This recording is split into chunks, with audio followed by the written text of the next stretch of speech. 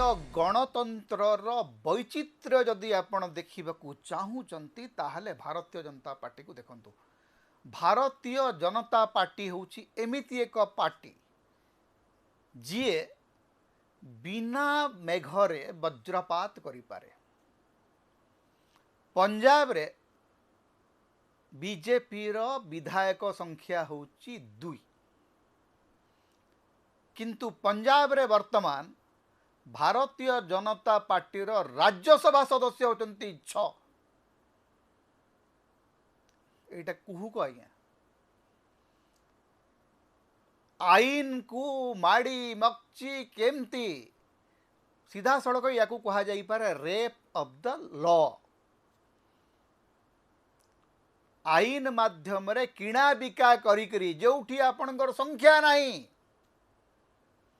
सेठी आपण गोटे दल किणी देबे सीधा